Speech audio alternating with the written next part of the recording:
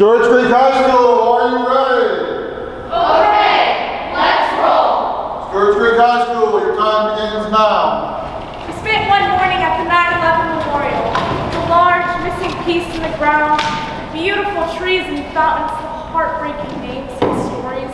I can't imagine what it would be like to go through the actual museum. I think that's why my parents wouldn't let us inside. They knew it would be too much.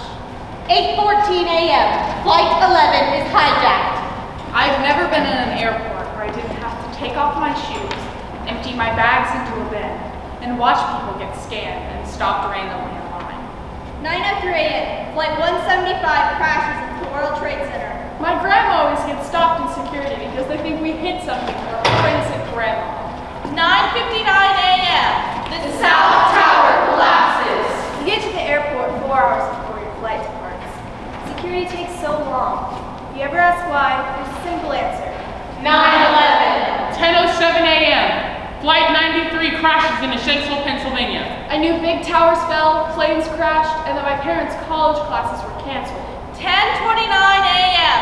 The North Tower collapses. Every year, a room full of 7th graders is forced to write a 750-word essay on 9/11, even though they weren't even alive when it happened. My English teacher made us write the change in airport security, even though the change that we wrote about was our normal. 1,000 words.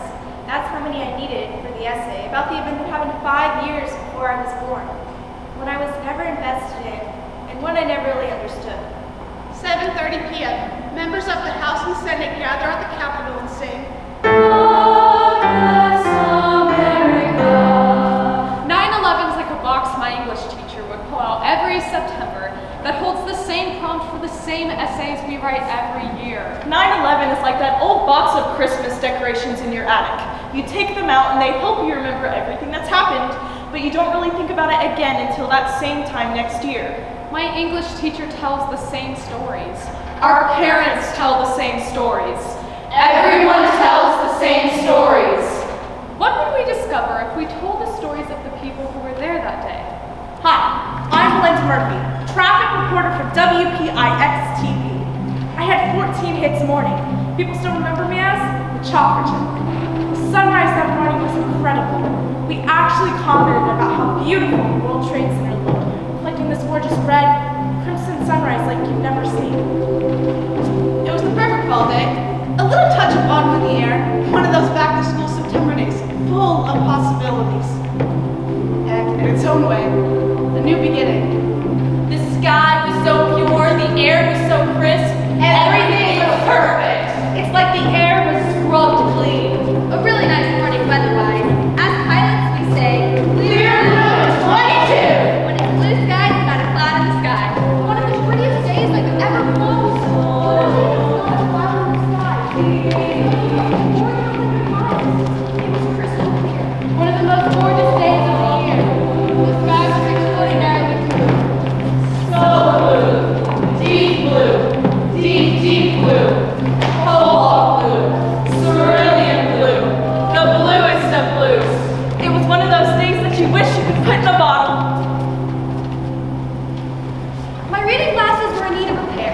When I hit the street in front of Tower 2, I thought, wow, it's really early. It's not even 8:15. I bet I can have the optometrist see me and I can have my glasses by this afternoon. I made a detour to the Trade Center concourse level and I went straight for the lens doctors. It was a normal routine day. We got a little coffee, went out on post, and I remember standing at the entrance of the bus terminal at 42nd and 8th Avenue, what we call the Rush. The Rush is where several people from New Jersey, Connecticut, and other parts of New York take buses into the terminal. It's a steady flow of thousands of people coming in Midtown Manhattan. Every day is the same routine. Those who work in the open, the journey takes 2 hours.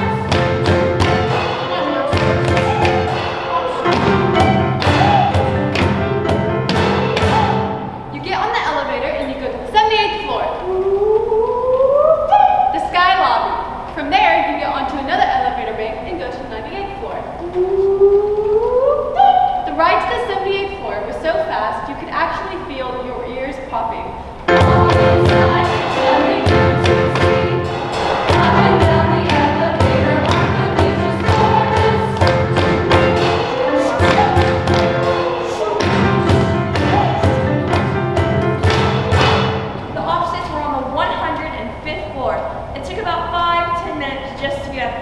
2 elevator rides up, but once you did, the views are spectacular. I mean, you can see the world.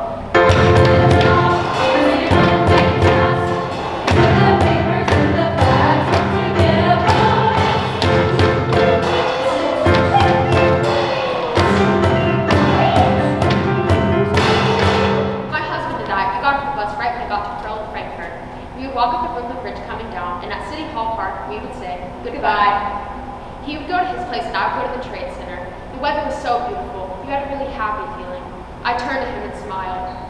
Later, that stuck with me, because for hours, I didn't know whether you were alive or not.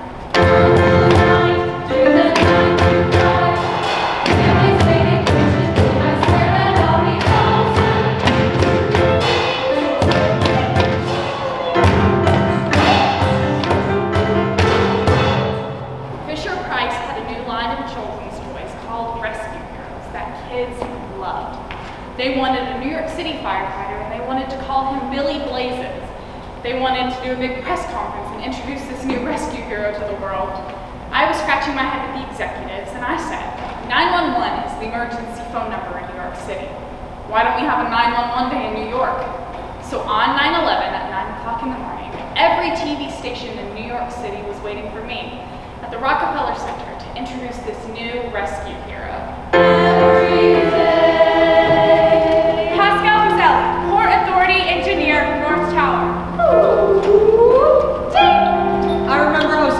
Watching Monday Night Football, so I was a little late getting to work. Didn't get in until probably around 9. I worked on the 64th floor. I never knew that on any given day, up to 50,000 people worked in the World Trade Center. And an additional 40,000 passed through the complex. 8:46 a.m. Flight 175 crashes into the north face, the north tower of the World Trade Center. It was during the express elevator part of the trip that I felt it was the blame hitting the building, the impact. The elevator swayed violently, and the lights flickered. Once I got to my office, I went right to my boss, Pat Hoey, at that time. Pat, do you know what happened? I don't know. I'm still trying to figure that out. Things seemed pretty normal, so right away I phoned my wife, Louise. She was at home and 7.5 months pregnant. It was around 8:30, 9:15, and the phone rang. What's the matter? Is everything okay? No, everything's fine. Don't be alarmed if you hear a word, but turn on the television. Tell me what you see. Something happened to the building. I got up out of bed. Right away I turned on the TV. Didn't have to search at all. Any station I went on, I saw the top of his building was on fire. Oh my gosh, Pascal, your building's on fire. Why are you calling me? You're saying a plane hit the building. Whatever was happening, I thought I would be okay. There was no fire here. There was no smoke here. So there was never a decision of just, hey, let's leave. The particular phone call I remember was from his cousin, Ralph. Don't worry, Pascal's gonna get out. Have you heard from him? Yeah, we spoke. And as I was on the phone with him, we both saw the second plane hit at the same time. He saw it live from his building. I saw it right on television. Captain J. Jonas, Ladder 6, New York Fire Department. I could start to see from our firehouse in Chinatown the black plume of smoke going across the sky. Everybody, get your gear on, let's get going! Engine 10 transmitted a second alarm and 1060 signal, which is massive casualties. John Abruzio, Staff Accountant, Port Authority, North Tower. I'm a C5, C6 quadriplegic, so I can function and get around in my wheelchair. I remember that the building suddenly swayed, and that it swayed in one direction only. I looked out the north window and I saw debris raining down. I must have been in a state of shock. The thing that brought me out of it was my supervisor shouting, "Some expletive!" He was outside my cubicle saying he had to evacuate. It looked fake, to be honest. There was an airplane-shaped hole in the side of the North Tower with fire and smoke coming out of the building. I still can't believe how bad it looked. I had been there in 1993 when the World Trade Center was bombed. Different job, same floor. It took us 6 hours to get out. After the 93 bombing, the World Trade Center purchased these evacuation chairs. John, you know where your chair is. They made it very clear I was going with them, one way or another. The fire was above and there was nothing below. And not thinking of a collapse, we wanted to keep the stairwell clear, have the firemen reach the point of impact. We started our way down the staircase with John Abruzio in the evacuation chair. We had to get a routine going, so we decided 2 people at the top and 2 people at the bottom. We had 8 people who were actively taking them down, 2 people at a time. We wanted to make time. We weren't sure exactly how the chair worked or how it would handle. I don't think the manufacturer even thought of the chair going down 69 flights. We kept switching our team. The 2 people at the top would switch to the bottom for 5 floors. Then once you reached the bottom, you would switch off with 2 other guys. You'd be free of chair duty for 5 or 10 floors. The firefighters kept cheering and shouting at us. I made it down to the ground floor lobby command post when I ran into Ladder 3 and Captain Patty Brown. Patty was an almost larger-than-life type of person, very highly respected by everyone in the fire department. Jay, don't even report to the command post. They're just going to send you upstairs. Let me check in first. I'll meet you upstairs. We're not putting this fire out. This is strictly a rescue mission. 9:03 a.m. Flight 175 crashes into the north face of the North Tower of the World Trade Center. Hey, what's that dripping off the building? It looks like something was dripping. I don't know, but our camera's pretty strong. I can zoom in. So we zoom in, and we see people jumping. I didn't want anybody to see it. We were on live television. I remember going, okay, that's it. Zoom out, zoom out. I heard this terrifying sound. Something crashing. That was a body. That was a body. And somebody obviously had jumped, and they had fallen through the glass overhang. There are just some things you're not supposed to see. This fireman said something to me that I didn't understand. Watch out for the falling bodies! What did he say about falling bodies? It's a fire! Run! Here comes one! I froze and looked up into that beautiful bright blue sky. I saw a fellow spread eagle coming out of the sky. I saw daisy chains of 4 people just grabbing hands and leaping out of the building. I kept looking up saying, stop! Please hold on! I felt so hopeless and powerless. The close of the jumper sounded like a flag or a sail in the windstorm. There were motion detector doors that opened up onto the North Tower, and these doors kept opening and closing with every body that came down. The one that struck me the most, it's almost like my eyes could zoom in on him. He jumped, and when he jumped, he fell, almost as if he was on a cross like Jesus. He jumped, looked in the air, and went down. Down, down, down.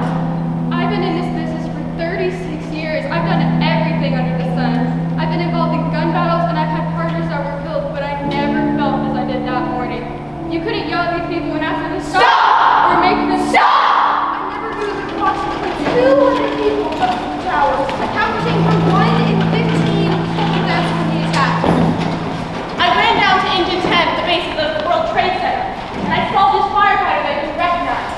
He was looking up at the tower, and he saw it twist. As I was going past him, he clotheslined me. Holy crap, here it comes! 9:37 a.m. Flight 77 crashes into the Pentagon. Ted Olson, U.S. Department of Justice, husband of Barbara Olson. One of the secretaries rushed in. Barbara's on the phone. Can't reach the phone. So glad to hear Barbara's voice. Barbara, where are you? I can see houses. Barbara, I love you. I love you too. The flight has been hijacked. Spoke for a minute or two, and the phone was cut off. Then she got through again. How are you home? Remember my face. You are a fighter. Ted, it's your birthday. They heard of us in the back of the plane. The youth guys in Boston are so hijacked already.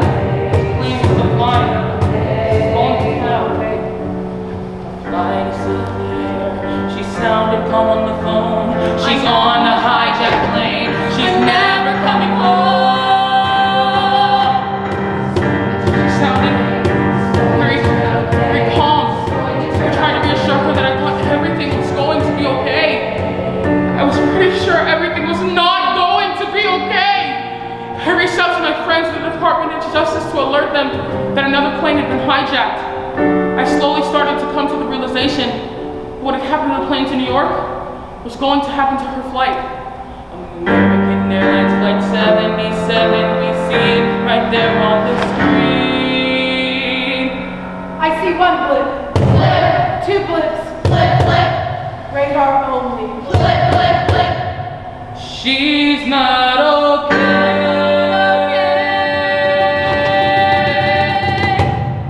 Gone. Over the television screen, we could see smoke coming from the Pentagon. I knew in my heart that it was her flight. Sheila Denise Moody, accountant in the Pentagon. September 11, 2001 was my first day here working at the Pentagon. There was also another lady working here the same day, Louise Rogers. Our office was in the renovated section of the Pentagon, so everything there was all brand new, nice and neat. Louise told me about the World Trade Center, then went to the front of the office where the windows were and went to fax some paperwork. I put the papers in the fax, dialed the number, and at the exact moment I hit the start key, the plane hit. At first I thought I blew up the fax machine. It's like that initial state of shock. I just kept thinking, oh my God, what did I just do?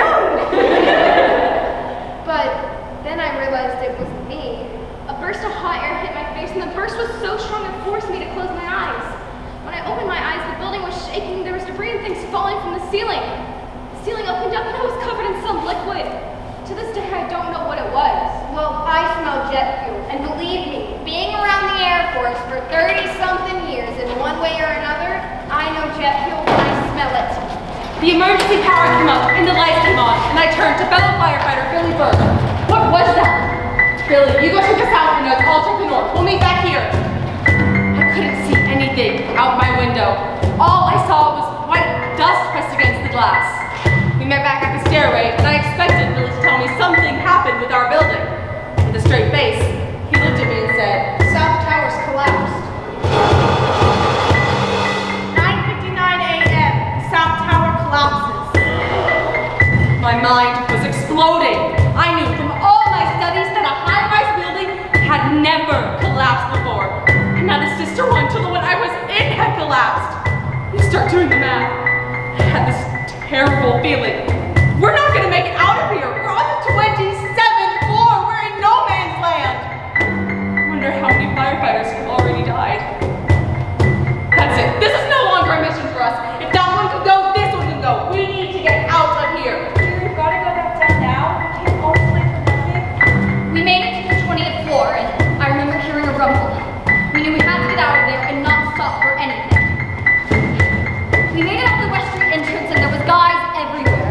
They had to physically pick me up and set me on the ground. It took an hour and a half to get from the 69th floor to street level. If it hadn't been for the evacuation chair and the 10 people who helped me, I would not have made it. It wasn't until we felt the building shake and vibrate that we started questioning. Okay, now this is getting more serious. The second building to get hit started to crumble and come down. I kept thinking, that building's just like this building. Steve and I looked at each other. What are we still doing here? Let's get the hell out. We gathered flashlights, rags that we wet, not knowing what we would encounter on the way down. All right, let's go. On the way down, though, we bumped into some firemen sitting on the stairs. Tired and sweating from gear. Keep moving straight down. Keep going. I don't think the radios were working. Because they knew, too, that Tower 2 had just collapsed. They'd be going down with us. Instead, we're going home. I'm praying that I hear the phone ring and it's him, and he's gonna tell me that he's out or he's somewhere away. The period of time between the two collapses was the scariest. It was like the unknown was gonna come up and get you. Like watching those old Frankenstein movies when you were a kid, with the spooky music playing in the background. That was the most anxiety I had the whole day. Over the radio, I did hear Chief Pete Hayden calling for evacuation. This is Command Post Ladder 3. Captain Patty Brown, evacuate the building. I refuse the order. I'm on the 44th floor. I've got too many burned people up here. I'm not leaving them. Even in that high anxiety situation, I thought that's incredible. It was an incredible act of bravery. We kept going down the stairs, and around the 12th floor, we ran into Josephine Harris. She was 1 or 2 weeks shy of her 60th birthday, and probably physically could not take another step. What do we do with her? Of course, we're going to help her. Looking back on it now, it was a pretty easy decision to make. Except it wasn't, because not only was I responsible for my life, I was responsible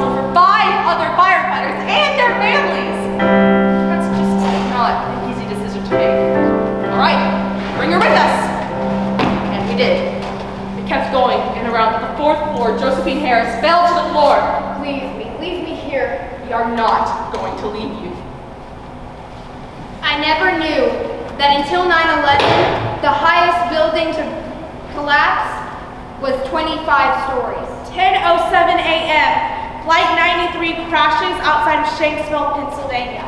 Hey, somebody's reporting a Hijacking in progress! What? Hijacking in progress! Hey, where are you? United Flight 93! Okay, United Flight 93. Hijacking in progress! Hey, where are you? Where are you? I don't know where the plane is. Okay, where did you take off? New York or San Francisco? Okay, I got it. Stay on the phone with me, sir. I don't know what's going on. What's your name, sir? Sir, can you still hear me? Sir?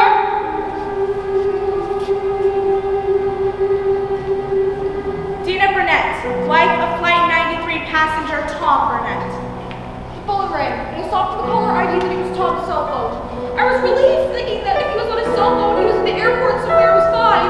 Tom, are you okay? No, I'm not. I'm on an airplane that's been hijacked. It's United Flight 93. They've already knifed a guy. I think one of them has a gun. They're in the cockpit. I told him about the World Trade Center. He hadn't known about it yet. Oh my god, it's a suicide mission. Lisa Jefferson, Verizon Skyphone supervisor. I was stopped by a representative who told me she had a gentleman on the phone whose plane was being hijacked. I immediately went over. Dina. I said, Tom, you're okay. Thinking that he had survived the plane crash at the Pentagon.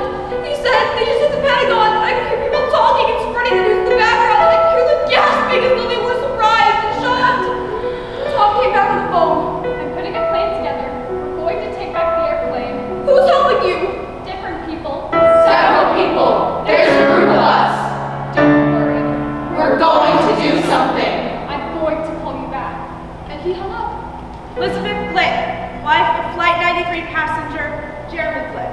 Jeremy? There are 3 other guys with big plane. We're going to jump on the hijacker with the bomb and try to take back the plane. Do you think that's a good idea? We debated a bit. You need to do it. He's a strong man and large, 6 feet, 220 pounds. He's a national judo champion, meaning he's very well equipped in self-defense. He was joking. I have my butter knife from breakfast. Despite everything, he was able to be a little humorous. Okay. I'm going to put the phone down now. I love you. I asked the caller his name, Todd Beamer, from Cranberry, New Jersey. and then that plane took a dive. Oh my god, we're going down, we're going down! The uniqueness of Flight 93 was that it was in the air longer than any of the other flights. The passengers were able to find out the fate of the other planes, and they mounted an effort to thwart the hijackers, even if they weren't able to save their own lives. We're waiting until we're over a rural area. We're going to take back the airplane. No, Tom, just sit down, be still, and don't draw attention to yourself. No, Dina. They're going to crash this plane. We have to do something. Neither of us said anything for a few seconds. What do you want me to do? What can I do? Pray, Dina. Just pray. I am praying. I love you. Don't worry. We're going to do something. Then he hung up. He never called back. As that plane took a dive, I heard commotion in the background. I heard the flight attendant screaming, people hollering out. Oh my If I don't make it, would you please call my wife? I told him I would, but I asked him if he would like me to connect him with her right then. No, she's home alone and we're expecting our 3rd child in January. I don't want to upset her. So he gave me his home phone number. And then Todd turned to someone. You ready? Okay. Let's roll. That was the last thing I heard. I didn't want to listen to what happened, so I handed the phone to my dad. He said he heard a series of screams, and then a series of more screams, and then it sounded like a roller coaster. And then there was nothing. Tell my family this, that I love them. Didn't want it like this. To my brother,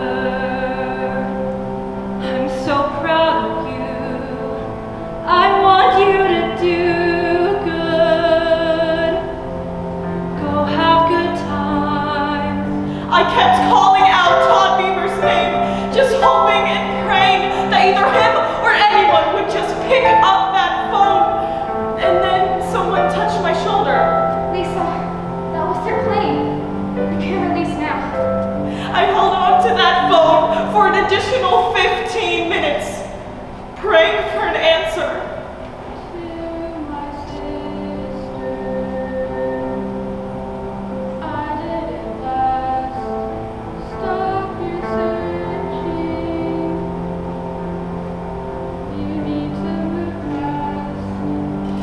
My dad stayed on the line for over 2 hours, hoping beyond hope. To my husband, life won't be the same, but you will make it. Right now there is pain. I kept waiting. I held on to that phone for nearly 3 hours, waiting for him to call back. I didn't want to miss his phone call, so I just sat there. To my daughter,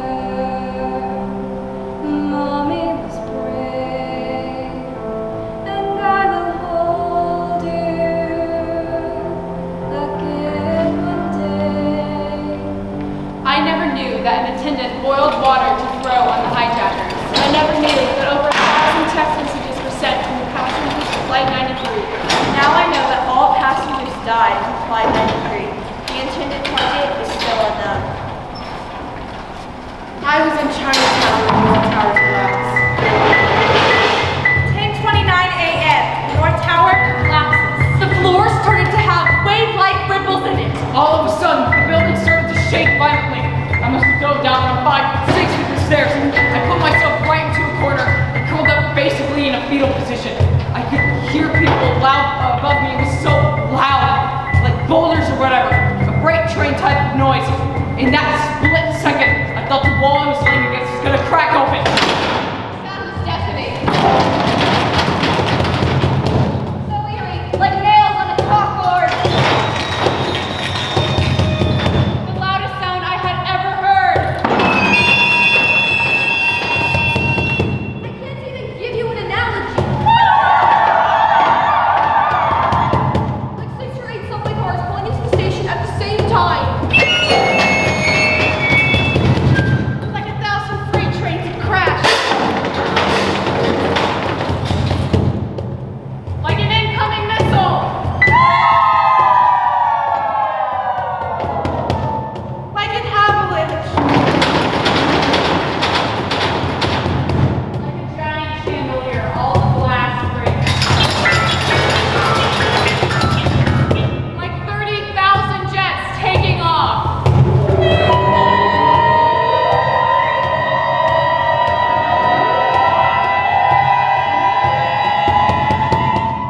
We really thought the end of the world was upon us.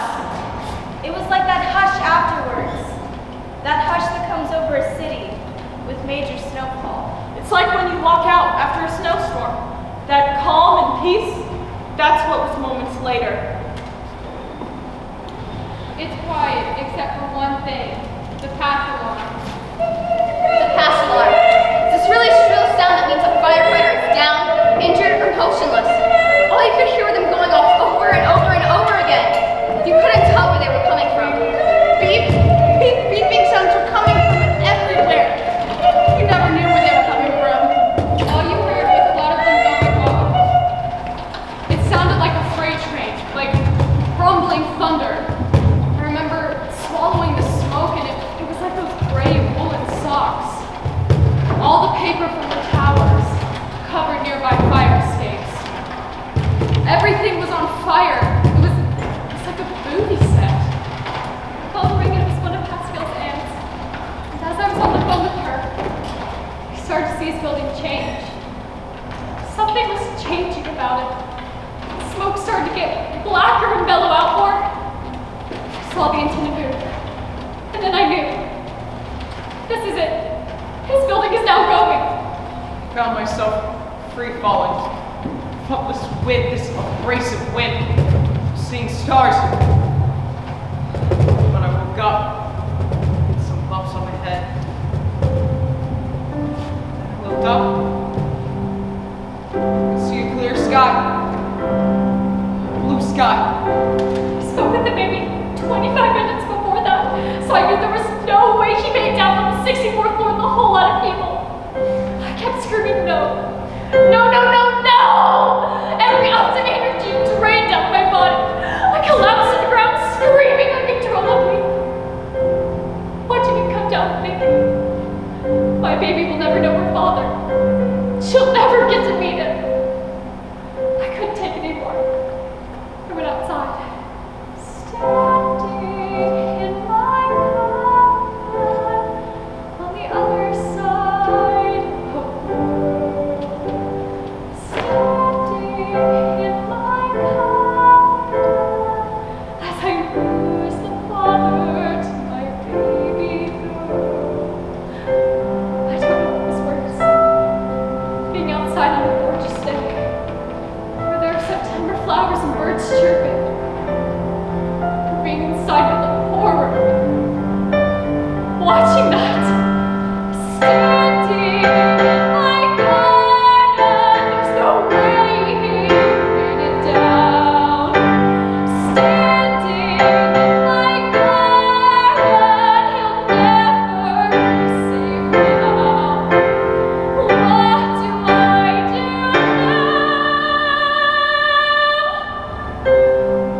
I couldn't fathom how I was in my garden. And my husband, I watched him die, along with thousands of others.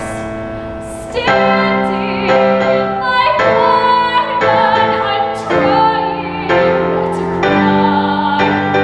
Standing in my garden, I watched those people die. I watched my husband die.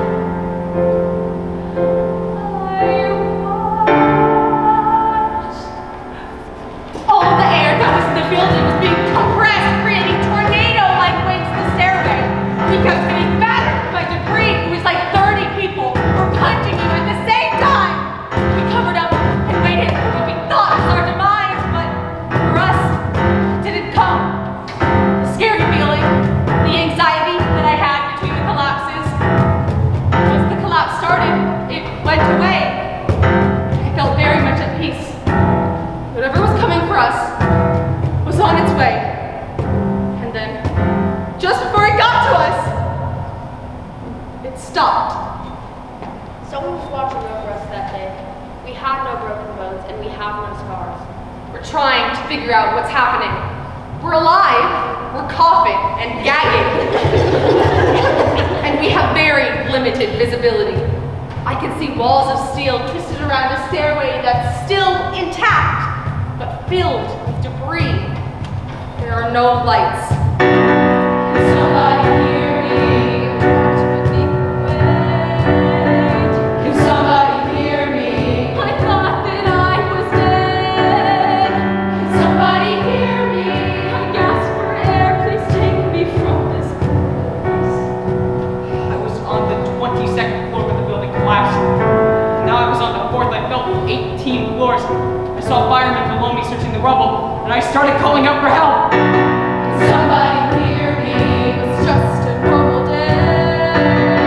Can somebody hear me? I sat right over there.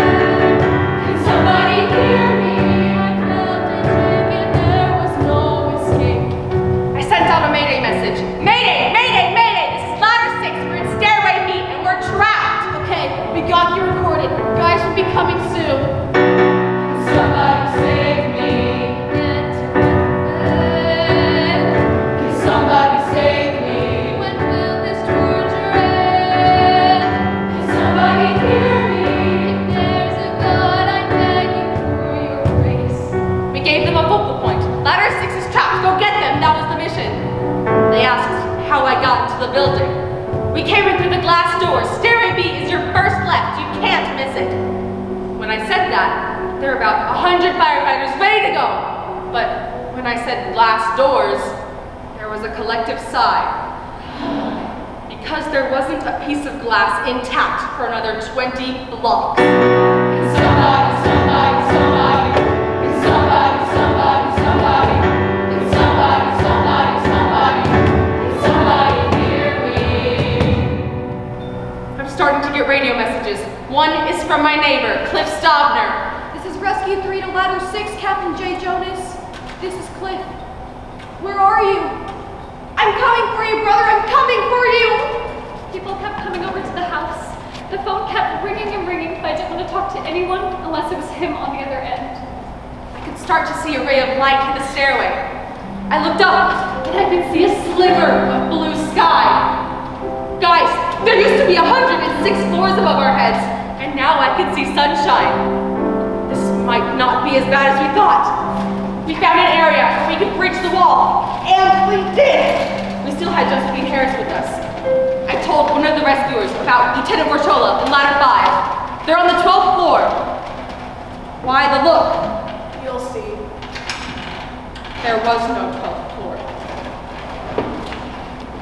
Now I know the building's burned for over 100 days. Hey, Cap. How do you think we lost today? I don't know. Maybe a couple hundred? What am I saying, a couple hundred?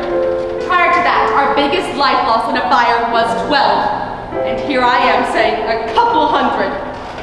Turns out, I was off by almost half. From the time we walked into that building to the time we got out, our lives had changed. When we were trapped, there was no fathoming what it looked like outside. It was beyond our wildest imaginations how bad it truly was. I never knew that 343 firefighters were lost in the rescue attempts, as well as 23 police officers and 37 Port Authority officers. I didn't know that 2,996 people died in the attacks in New York City, Washington, D.C., and Shanksville, Pennsylvania. I was on the 22nd floor when the building collapsed. Now, I'm sitting at the height of rubble, which, if the building was still standing, would have been the 4th floor. I basically fell 18 floors. Remember, I was on a little pile of rubble, my feet digging, my knees down. I started calling out for people around me, but nobody responded. Then I noticed the fireman below me searching the rubble, and I started calling out for him. Hey, help, I'm up here! What do you need? I'm stuck, I can't get down. You need a rope or something? Whatever you need me to do, just tell me. Alright, we'll get you in a second. Who are you with? Because I had a blue shirt on and black pants, I thought it was just another fireman searching the rubble and got stuck. I'm stuck. I was in the building when it collapsed, I can't get down. Holy crap, guys, we got a survivor. We'll get you in a second. They got on the radios and they formed a huge line of firemen. Brought over a plastic burning and they strapped me onto it. Then they dragged me across the rubble and placed me into an ambulance. Alright, so what hurts? Before we get to that, I need a cell phone. My wife, she's at home, she's pregnant, she knows I didn't get out. I called my house. I walked by the kitchen, and I heard the phone ring. My wife actually picked up the phone. When I picked it up, I heard his voice on the other end. Luis, it's me, Pascal. Oh my gosh, Pascal! Oh my gosh, you're okay! I'm in the ambulance right now. I'm borrowing one of the emergency workers' cell phones to call you. What happened? Are you alright? I'm okay. I don't know how, but I got out of the building. To know that he was alive. To know that my baby, my future children would have a father. Nothing else mattered. Got home at 8 o'clock that night. I have to admit, it was nice to see my dad, my mom, my wife Louise. I remember the first thing that happened. My mother-in-law, she's from Italy, so her first thing was, Sit down, let me make you a sandwich! I never knew that only 18 people were rescued from the rubble, and 9 of those stories you've just heard. I never knew that the rescue dogs became so depressed from not finding live victims that volunteers would bury themselves so they could find people alive. I never knew that from that day, some of the bodies were never found. In 2011, the firefighters of Ladder 6 served as pallbearers at the funeral of Josephine Harris, who died at age 69, nearly 10 years after they were all trapped in stairwell B together. The survivors believe that Josephine was their national guardian angel, for that if she had not been there, they surely would have died. The interior of her coffin was embroidered with the image of a firefighter holding hands with an angel. On a day that will always be remembered for inconceivable devastation and unimaginable loss, the story of Josephine Harris and the firefighters of Ladder 6 is nothing short of miraculous. We cannot say something that happened to you is a miracle, but if she had not been there for us to save, we probably would not have made it out. The 6 firefighters asked they be the ones who carried her in and out of church. It was an honor to do this for her. We're very happy that she's in God's hands.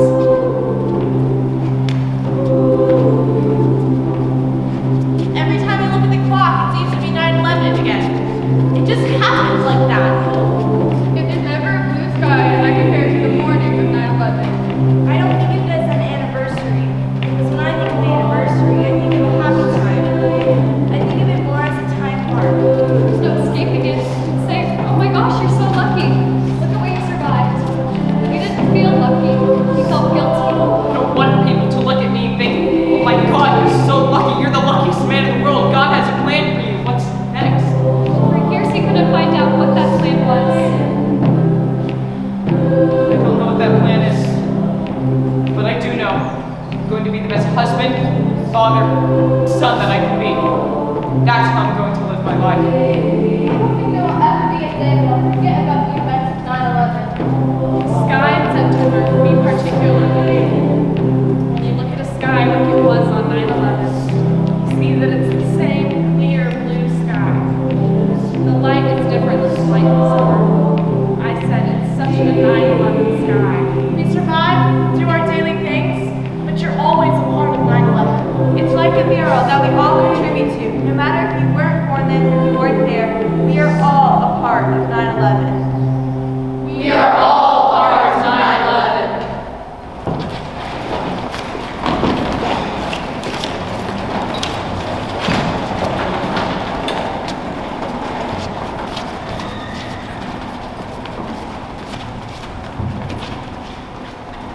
Left, Right? Clear. Time is 42:47. Bethany Burns, Melinda Murphy, and ensemble. Molly Steele, Josephine Harris, and ensemble. Kendall Ani, ensemble. Katie Beth White, Louise Rogers, and ensemble. Katie Ledford, Elizabeth Blake, instrumentalist and ensemble. Madeline Newsom, Lisa Jefferson, and ensemble. Zoe Duke, ensemble. Julian Walton, Ted Olson, ensemble and instrumentalist. Ali Pica, Barbara Olson, ensemble and instrumentalist.